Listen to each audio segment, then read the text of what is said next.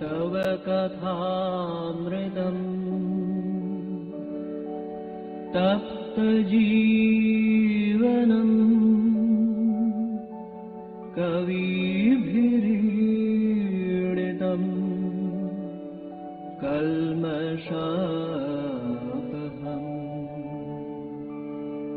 श्रवणमङ्गलम् श्रीमदाततम् भुवि गृह्णन्ति ये भूरिदा जनाः भुवि गृह्णन्ति ये भूरिदा जनाः।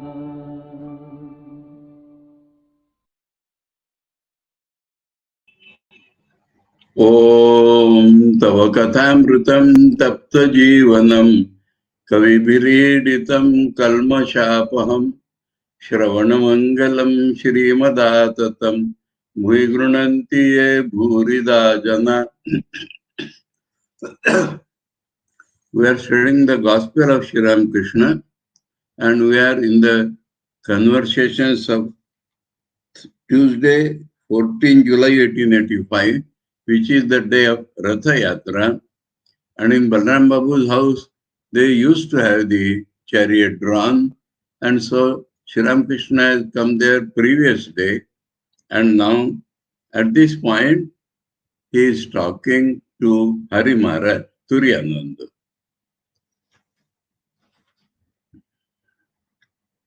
Master to Hari, well, I haven't seen you for a long time. And he starts telling him about Vedanta. You see, in one form he is the absolute, and in another he is the relative. So, perhaps, following the orthodox Vedanta, Hari Maharaj was becoming more intent on the absolute or the Nirguna aspect. So Thakur is telling that he is like that also and is like that also. What does Vedanta teach? Brahman alone is real and the world illusory. Isn't that so? We have read all this passage in the Leela Prasanna.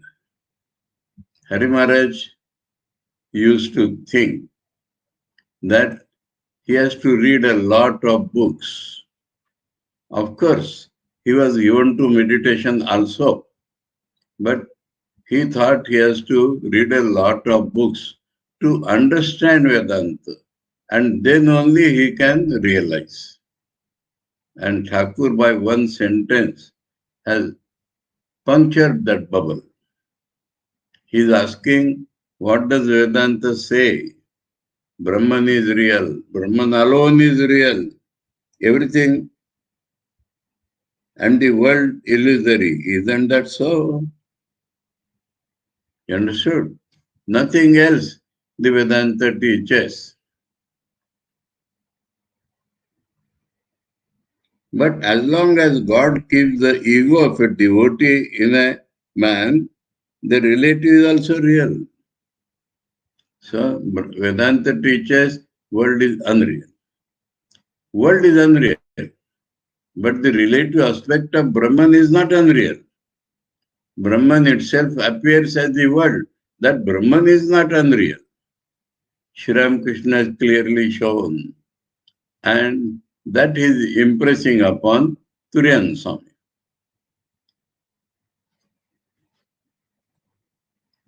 And he is saying, so long as there is I, then you also is there. If I is not there, I is unreal, then the world is unreal. If I is real, the world also is real. I found this in one passage of Shankaracharya's commentary in the Chandogya Upanishad. He has put a question. Do you mean to say all this realization and everything is about a unreal I? And then he says, yes. If the world is unreal, if the perceived world is unreal, the perceiver also is unreal. And he says there, if that perceiver I you are taking as Brahman, then the whole world is also Brahman. That is what Thakur has told here.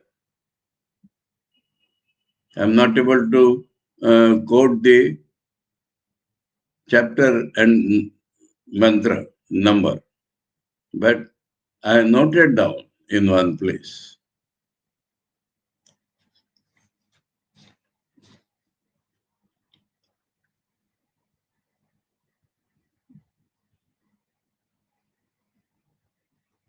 When he completely effaces the ego, then what is it? What is remains. When he completely effaces his ego, world also vanishes, and what is remains. So that is absolutely real, no doubt. And the world is unreal, no doubt, ultimately. But if I is there, the world also is there. The world will be Brahman appearing as the world, Brahman appearing as the I, simultaneously.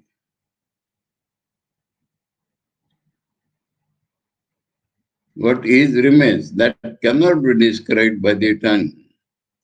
I itself is not there, then how tongue can describe? But as long as God keeps the ego, one must accept all. So important, the Vedantis bungle upon this. I have heard top Vedantis telling, the world is unreal and I am Brahman. Which I? Which I is Brahman? Simultaneously with the world is unreal, that I is real. I is Brahman. Anyway.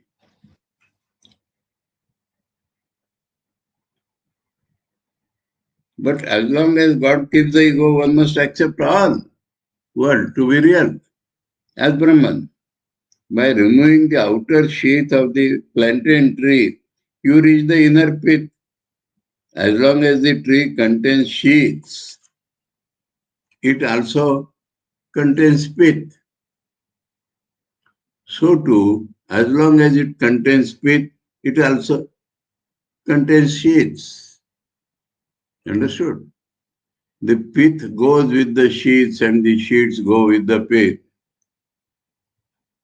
In the same way, when you speak of the Nitya, it is understood that the Leela also exists. And when you speak of the Leela, it is understood that the Nitya also exists. So that is the simile. Nitya itself shows that there is something Leela.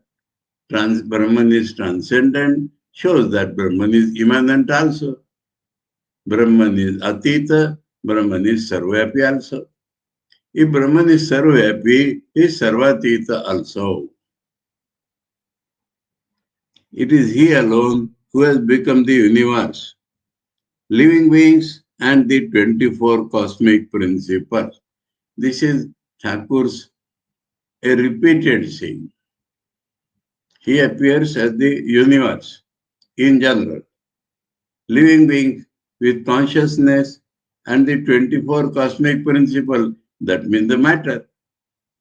He, world is real, the conscious beings and the unconscious beings all are real.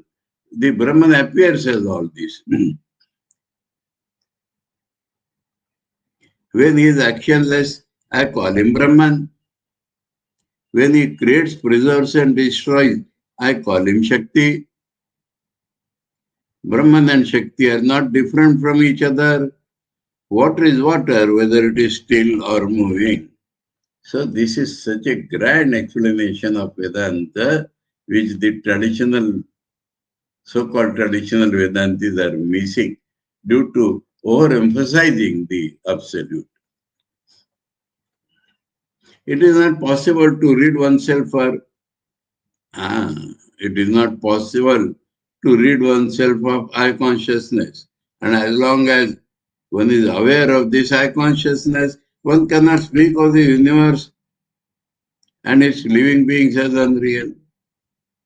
Very important thing. You cannot get the correct weight of the bell fruit if you leave out its shell and pits. So that is Thakur's common example.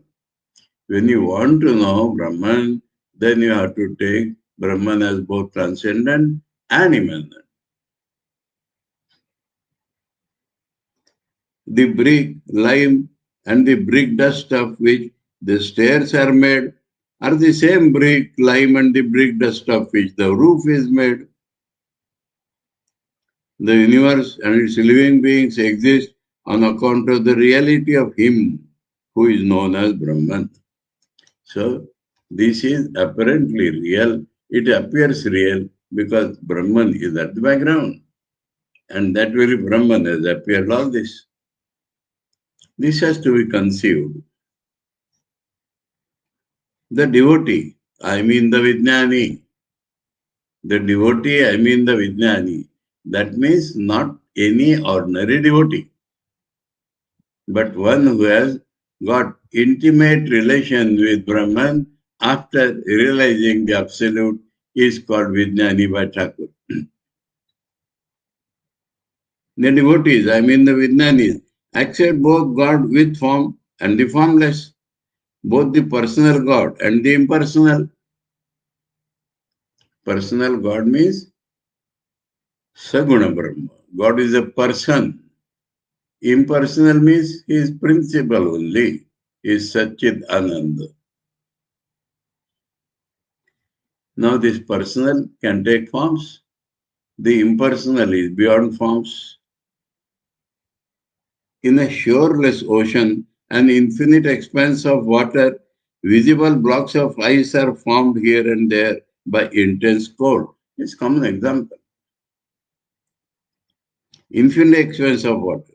Similarly, under the cooling influence, so to say, of the deep love of its worshipper, Bhakta has a deep love. So he has to appear as the beloved. The infinite reduces itself to the finite and appears before the worshipper as God with form. Again, as on the rising of the sun, the ice melts away, so on the awakening of knowledge, God with form melts away into the same infinite and formless. This is the correct, accurate Vedanta, shown by Thakur in his talk and his life, and shown by all his disciples in their lives and in their talks. And the real tradition starts from there.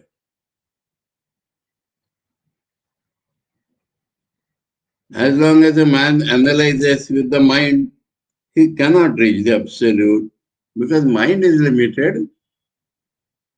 As long as you reason with your mind, you have no way of getting rid of the universe and the objects of the senses, form, taste, smell, touch, and sound. When reasoning stops, you attain the knowledge of Brahman. Kathopanishad.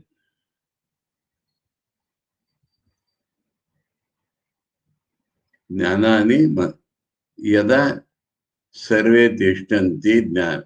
Yada pancha tishtanti jnanani manasa saha buddhischanna vicheshtati tamahu paramam gatim.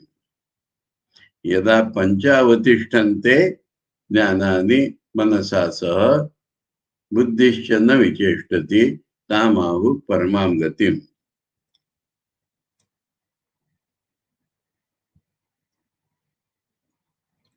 Atman cannot be realized through the mind. Atman is realized through Atman alone. That is called aparokshanubhava. Mind produces duality always.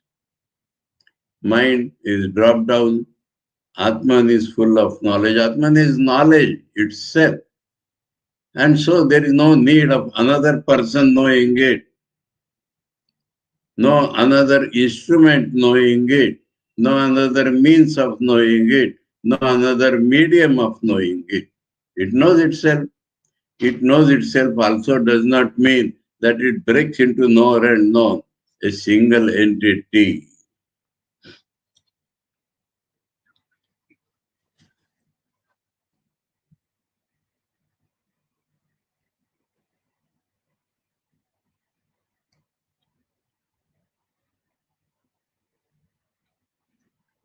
So reasoning has to stop at a point. Atman cannot be realized through the mind. Atman is realized through Atman alone. Pure mind, pure buddhi, pure Atman, all these are one and the same. Now when mind understands that it cannot realize God, it changes its nature. Pure mind means it changes its nature. Pure buddhi means it changes its nature. And from that side, Atman has appeared as everything. Atman has appeared as mind. Atman has appeared as buddhi. But today, mind and buddhi are appearances, duality, full of duality. But when they are not full of duality, they are called pure mind and pure buddhi. So this is the important statement. It corresponds to Gaudapada's statement in the Advaita Prakaran, that when the mind loses its mindness, he calls it amani bhav. Then nishpannam brahma tattada. When the mind becomes absolutely still, then the mind itself shows itself to be nothing but Brahman. So these are matters of to be conceived slowly, eagerly, transcending one's ordinary frame of thinking, then only. And Hari Maharaj can understand. He is following Vedanta. All this is talk to Hari Maharaj, though everybody is listening. Just think how many things you need to perceive an object. Thakur is expert in everything. Epistemology, psychology, philosophy, metaphysics. You need eyes, you need light, you need mind.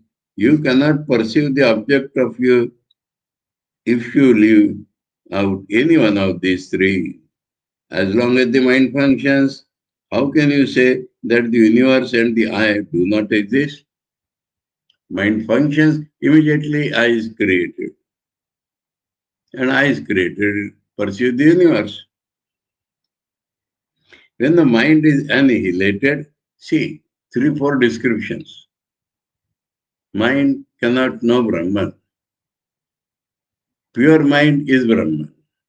When the mind is annihilated, all this means mind loses its normal functions as mind. When it stops deliberating pros and cons, then one goes into samadhi. Only a person who has repeatedly undergone samadhi can tell all these things in such a simple language. But to comprehend it, it will take ages for ordinary man. That ego comes in. So they are not able to catch the reality.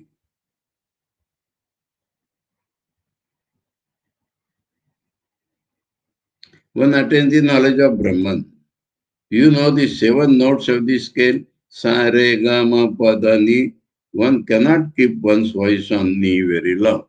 Nature of mind, it cannot remain there. It either melts away or comes down. With full realization, it is coming down. It is not coming down to become an ordinary mind.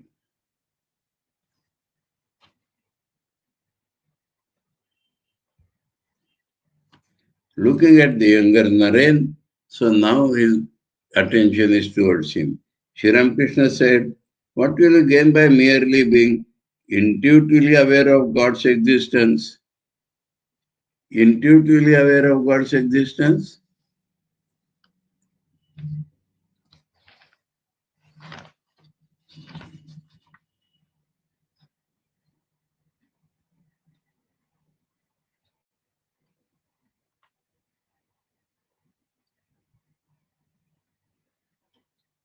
Oh, okay, is again talking of immanence. A mere vision of God is by no means everything. You have to bring him into your own room. You have to talk to him. Room is in the sphere, and you have to talk, intimate relation with God. This is Thakur's unique or extremely special something. Some have heard of milk, some have seen milk, and some have drunk milk. Some have seen the king, but only one or two can bring the king home and entertain him. Give beautiful example. King they have seen, but bring king in your own home and talk to him, entertain him. M went to the Ganges, so that talk seems to be over. M went to the Ganges to take his bath. It was 10 o'clock. Sri Ramakrishna was still talking with the devotees. After finishing his bath, M returned to Balram's house. He saluted the master and sat down near him. You understand? For taking bath, he did not go to his house. Ganges is near. Sri Ramakrishna was filled with intense spiritual fervor. Words of wisdom flowed from him. Now and then he narrated his profound mystical experiences to the devotees. Master, I went to Banaras with Mathur Babu. Our host was passing the Manikarnika Ghat on the Ganges when suddenly our boat, not host, our boat was passing the Manikarnika Ghat on the Ganges when suddenly I had a vision of Shiva. I stood near the edge of the boat and went into Samadhi. The boatman, fearing that I might fall into the water, cried to Hriday, catch hold of him, catch hold of him. I saw Shiva standing on that ghat, embodying in himself all the seriousness of the world. At first I saw him standing at a distance. Then I saw him approaching me. At last he merged in me. This is Thakur's special experience because he is the avatar. Another time, in an ecstatic mood, I saw that a sannyasi was leading me by the hand. We entered a temple and had a vision of Annapurna made of gold. Near Vishwanath temple is Annapurna temple. And there, Annapurna made of gold you can see. God alone has become all this, but is manifest himself more in certain things than in others. So this is another important thing which the traditional Vedantists should understand. The manifestations are not only the whole world, but the manifestations are less or more intent in the things of the world. To him, perhaps you do not believe in the shaligram. Shaligram is a stone all round. It is thought to be symbolizing Vishnu, the all-pervading reality, because Vishnu is same in everywhere. So this shaligram represents Vishnu.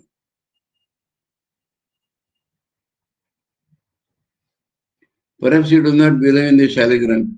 Englishmen do not believe in it. English educated people do not think properly of the images. It doesn't matter whether you believe it or not. A shaligram should contain the mark of a disc and other signs. Only then can it be worshipped as an emblem of God. So it has particular signs showing Vishnu. Yes, sir. It is like the fuller manifestation of God in a man with good physical traits. Master. At first, Narendra used to say that these were figments of my imagination, but now he accepts everything.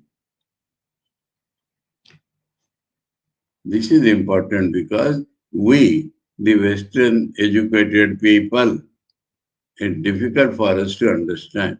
So we have to pass through Narendra's mind. He also did not understand, but by his experience, he has understood. So reason does not lead to that. Faith alone is not sufficient. Faith is the basic, but experience will make everything clear.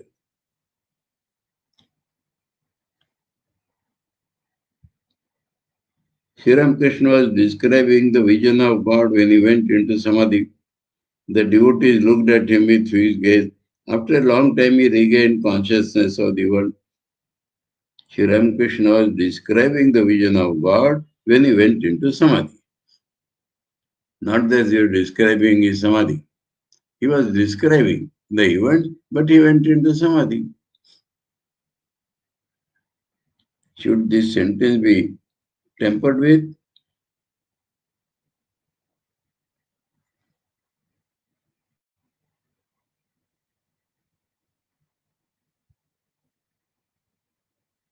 Okay. The devotees looked at him with fixed gaze. After a long time, he regained consciousness of the world and talked to the devotees. So every time he is experiencing and illumining. Master to him, what do you think I saw? I saw the whole universe as a telegram, and in it I saw your two eyes. In silent wonder, him and the devotees listened to these words about his inner experience. At this moment, Sarada, another young disciple of the master, entered the room and saluted him. Sarada Prasanna. Swamiji, Swami Tirugunatitananda. Master to Sarada. Why don't you come to Dakshineshwar? Why don't you see me when I come to Calcutta? Sarada, nobody tells me about it. Master, next time I shall let you know. To M, smiling. Make a list of these youngsters. M and the devotees laugh. Sarada, my relatives at home want me to marry. Pointing to him. How many times he has scolded me about marrying? Master, why should you marry just now? To him. Sarada is now in a very good state of mind. Formerly he had a hesitant look. Now his face beams with joy. So he has experienced, understood his mission.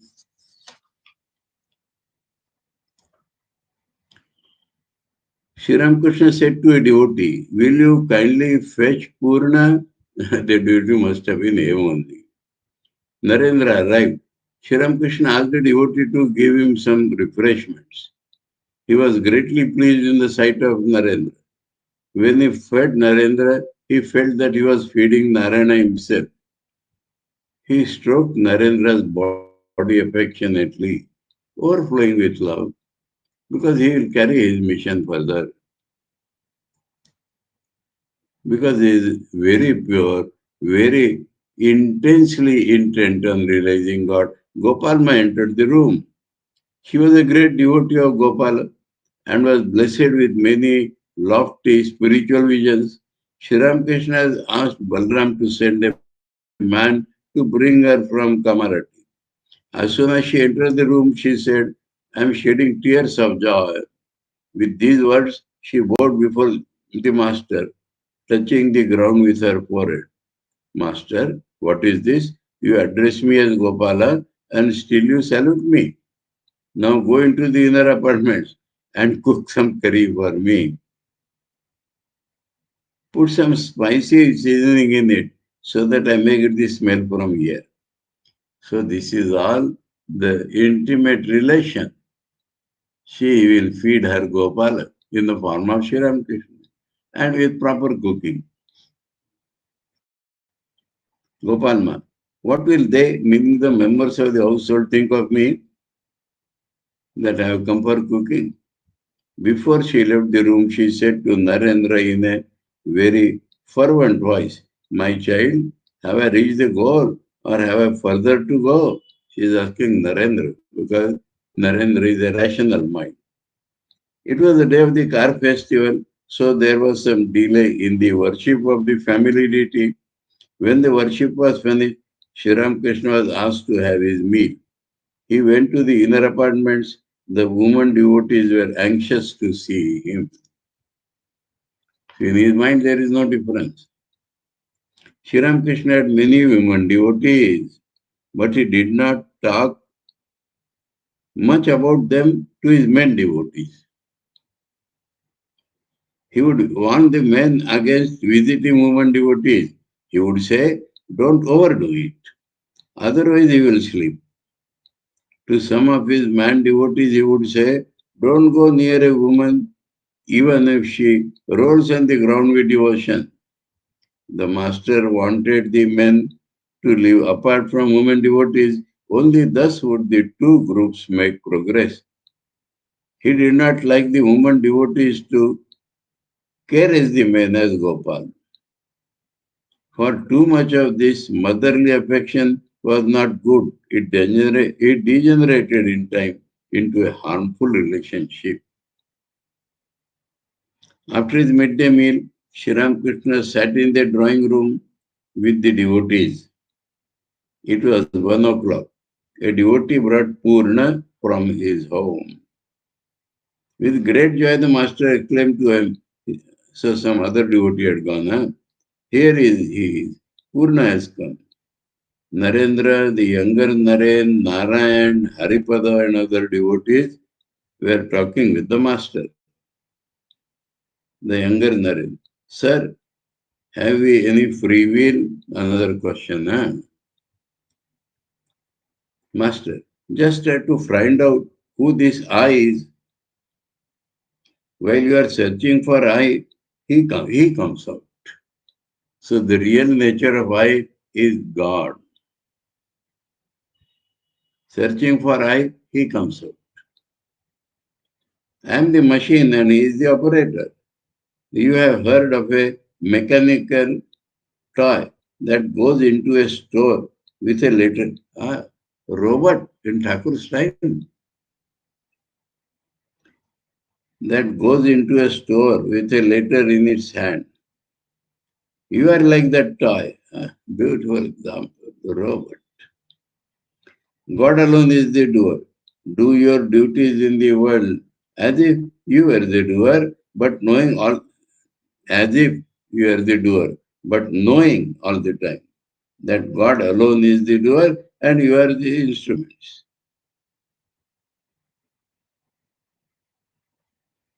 As long as the upadhi exists, there is ignorance. Upadhi means that which is not real but appears as real. I am a scholar, I am a jnani, I am wealthy. These are all external additional upadhis. I am honorable, I am the master, father, and teacher. All these ideas are begotten of ignorance. I am the machine and you are the operator. That is knowledge. In the state of knowledge, all upadhis are destroyed. When the log is burnt up entirely, there is no more sounds, no heat either.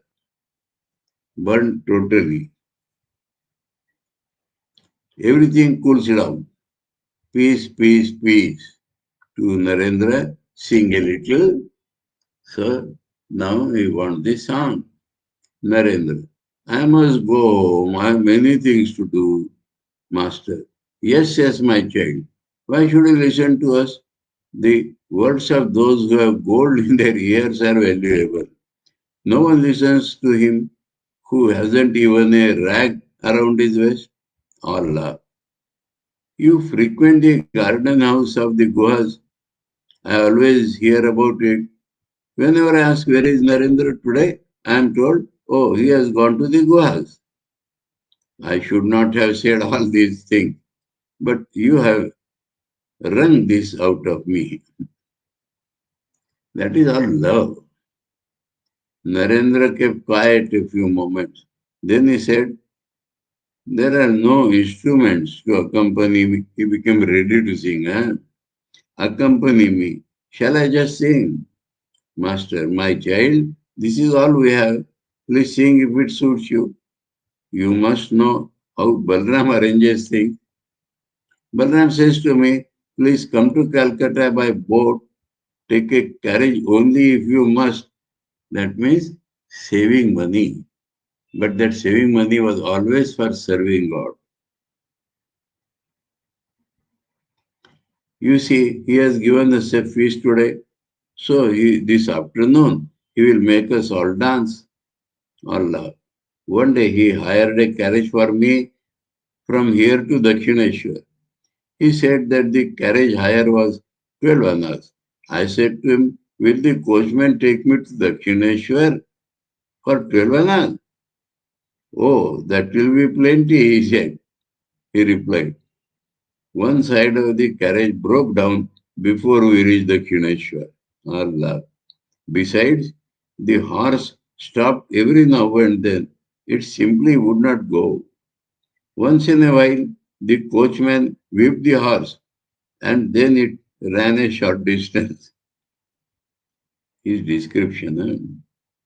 The program for the evening is that Ram will play on the drum and we shall all dance. Ram has no sense of rhythm. This all humor. Anyhow, that is Balram's attitude. Sing yourself, dance yourself, and make yourselves happy. This is simply telling we have no instrument. Other devotees were arriving. Mahendra Mukherjee saluted the master from a distance. The master returned the salute. He returned the salute. Then he salam to Mahendra like a Muslim. The master said to a young devotee who sat near to him, why don't you tell him I have salam to him? He will appreciate it. Terrible humor. Allah. Many of the householder devotees were accompanied by their wives and other women relatives. They wanted to salute the master and watch his dancing before the car. Ram, Girish and other devotees gradually assembled. Many young devotees were present. Narendra sang. So the conclusion of all this is Narendra sang.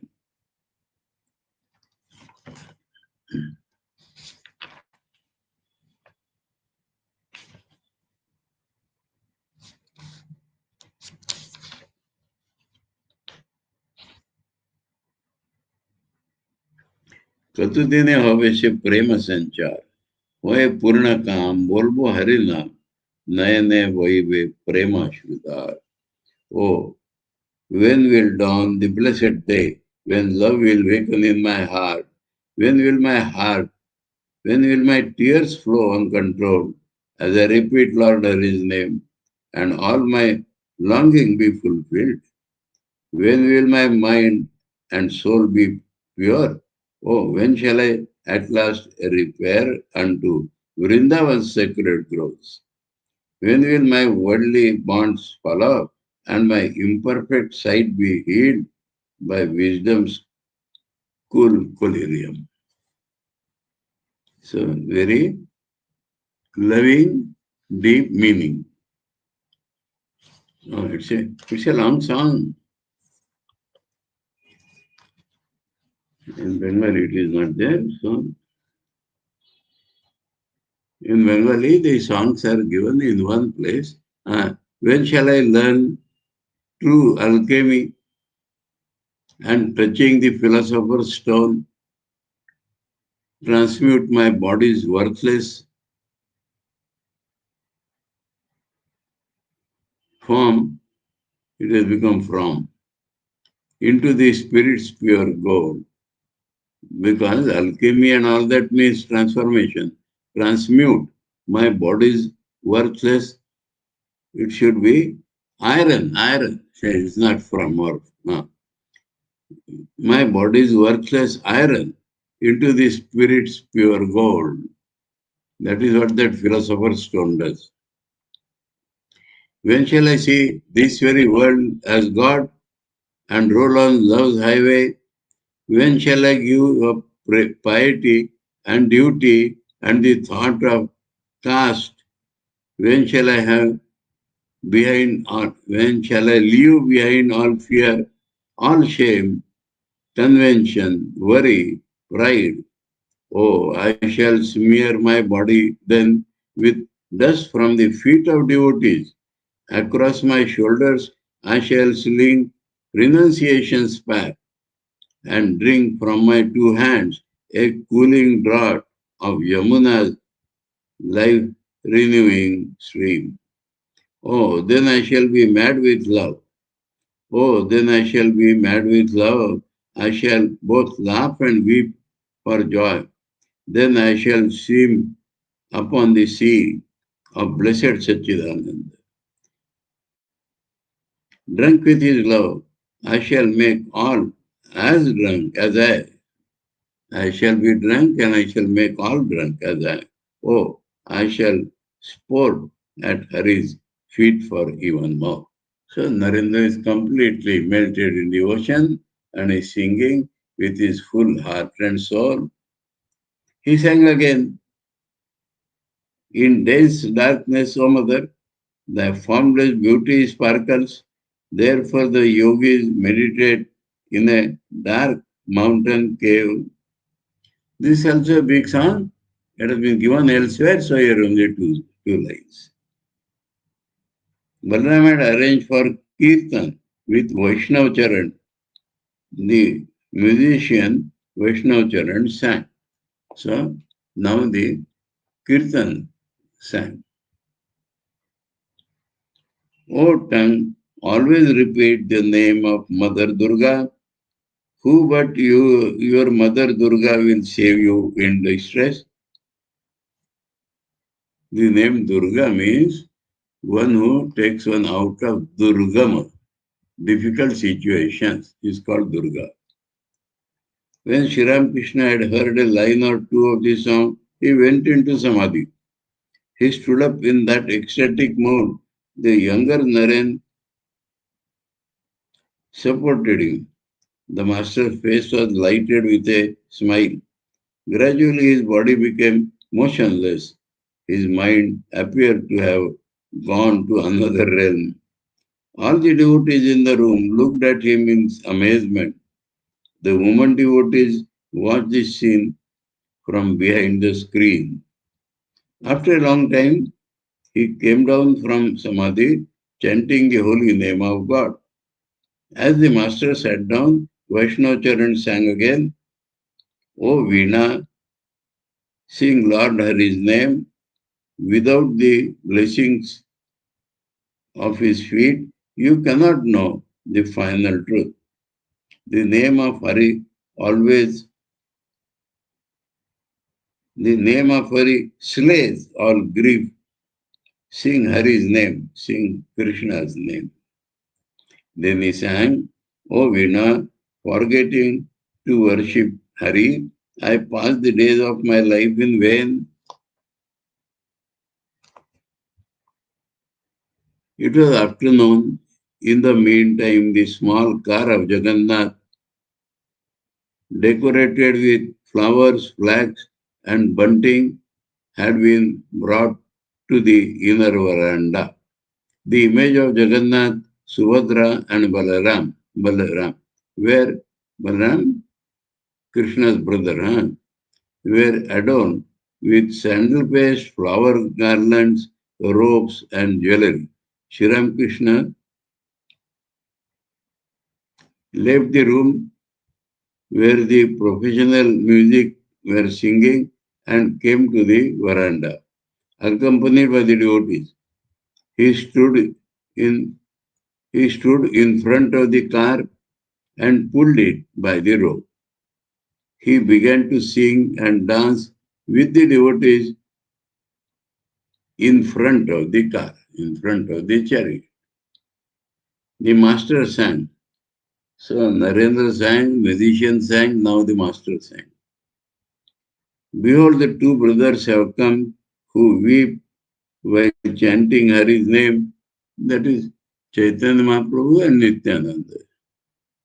He sang again, see how all Nadia is shaking under the waves of Gauranga's love.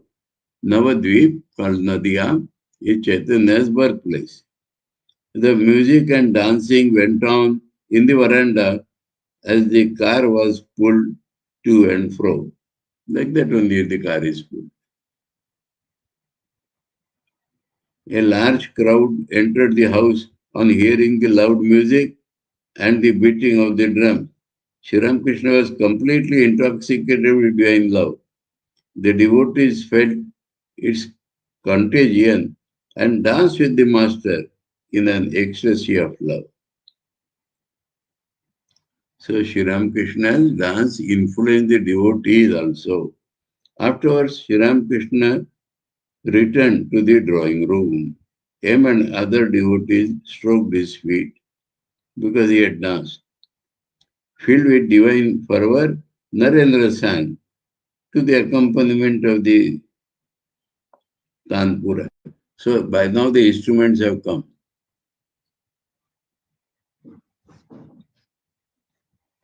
Come, come, mother, doll of my mind, doll of my soul, my heart's delight, in my heart's lotus,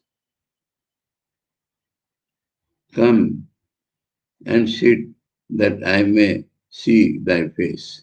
Then he sang, Mother, thou, thou art our soul redeemer, thou the support of the three gunas.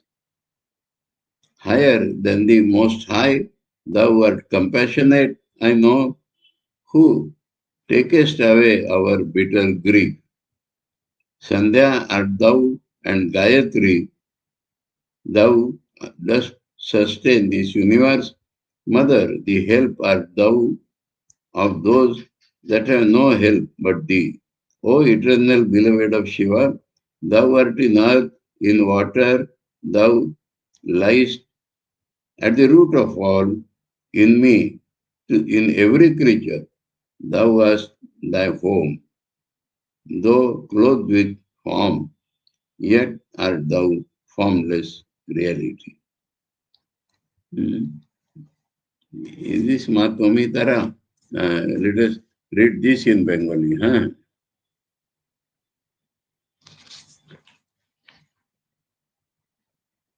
মা ত্বমি তারা তুমি ত্রিগুণ ধারা পরাৎ পরা আমি জানি গো ও দীন দয়াময়ী তুমি দুর্গমেতে দুঃখ হারা তুমি সন্ধ্যা তুমি গায়ত্রী তুমি জগদ্ধাত্রী গো মা তুমি আকুলের ত্রাণকর্त्री सदाशिवेर मनोहरा तुम्ही जले तुम्ही स्थले तुम्ही आज्ञा मुले गो मा तुम्ही सर्व घटे अर्घपुटे साकार आकार nirakara.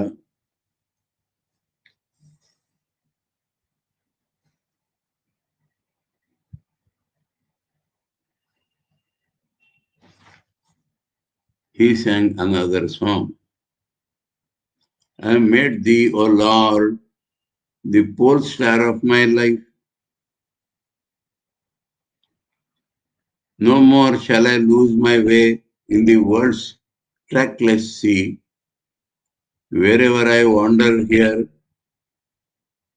thy brilliance shines undiminished. With thy serene and gracious light, thou drivest all the tears out of my troubled soul. In my heart's inmost shrine, thy face forever beams. If for a moment even I cannot find it there, my soul is overrun with woe. And when my witless mind strays from the thought of thee, thy vision, the vision of thy face strikes me with deepest shame. Okay.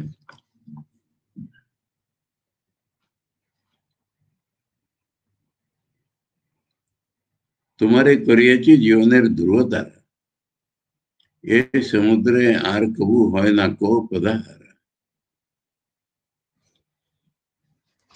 Full song is not given there in Bengali. A devotee said to Narendra, will you sing that one? O mother, thou my inner guide, ever awake within my heart. Master, oh no, why that song now? The proper thing now is to sing of divine bliss. A song like O Mother, Shama, full of the waves of drunkenness divine. Narendra sang, as Master told, O Mother Shama, full of the waves of drunkenness divine, who knows how thou dost sport in the world, the fun and frolic, and thy glances put to shame the God of love. O wielder of the sword, O thou of terrifying face, the earth itself is shaken under thy leaps and strides. O thou abode of the three gunas, O Redeemer, fearless one, thou who art the consort of Shiva, many the forms thou dost assume, fulfilling the bhakta's prayers. Thou dancest in the lotus of the heart, O Mother, eternal consort of Brahman. If this is available in Bengali.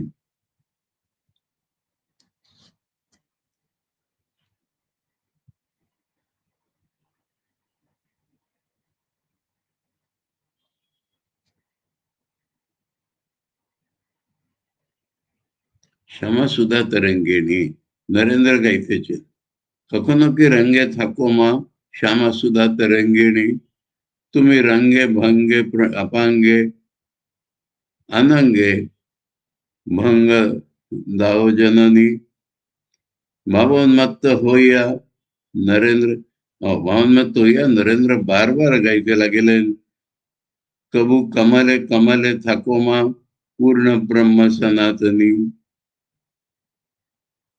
Thakur Premanand होइया नृत्य करिते chain full of divine ecstasy. Sri Ramakrishna was second song. Narendra sang again and again the lines, thou dancest in the lotus of the heart, O mother, eternal consort of Brahman.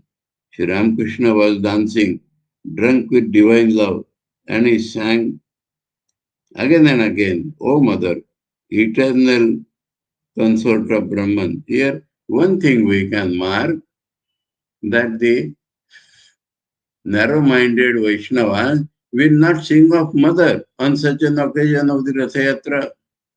But in Thakur's and his disciples' minds, there is no difference between the different manifestations of God. So equally, they are singing about Vishnu or Krishna or Chaitanya, and equally about the mother.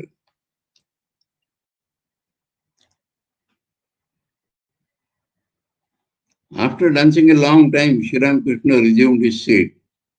He was very much pleased to see Narendra in a spiritual mood, singing with tears in his eyes. So, Narendra is completely melted by Thakur's influence. It was about 9 o'clock in the evening. The devotees still sat around the master. Vaishnava Charan sang about Gauranga. He was hired for that. The beautiful Gauranga, the youthful dancer, fair as molten gold. Next, he sang about Shri Krishna. Krishna had left his pastoral life in Vrindavan and become the king of Mathura. A gopi met him there and said, "Oh Hari, how shall we know you now? In Mathura's royal splendor, you have forgotten us. Now, in your kingly robes, you ride an elephant. Have you utterly forgotten how in Vrindavan you tended cows? Oh Hari, have you forgotten how you would steal the butter from Vraja's innocent gopis' maids?" About 11 o'clock, The devotees saluted the master and were departing one by one. Master, you may all go, pointing to Narendra and the younger Narendra. It will be enough if these two stay. To Girish, will you eat your supper at home? You may stay a few minutes if you want to. You want a smoke? But Balram's servant is just like his master. Ask him for a smoke, he won't give it or love. But don't go away without having your smoke. Thakur can make fun like anything. Girish had brought with him a bespectacled friend. The latter observed all these things and left the place. Sri Ramakrishna said to Girish, I say this to you and to everyone, please do not force anybody to come here. Nothing happens except at the right time. That mind should be in a receptive mode. Before leaving, a devotee saluted the master. He had a young boy with him. Sri Ramakrishna said to him affectionately, it is getting late and you have this boy with you. Narendra, the younger Narendra and a few other devotees stayed a while and then took their leave. So that Yathatra day has ended like that. Wednesday, July 15. Now we stop here. Huh? Om Tava Kathāmritam Tapta Jivanam Kaviviridhitam Kalmashapaham Shravanamangalam Shrimadatatam Bhuigrunanti Ye Bhurida Jana Om Shanti Shanti Shanti Hari Om Tat Sat Sri Ramakrishna Arpanamastu.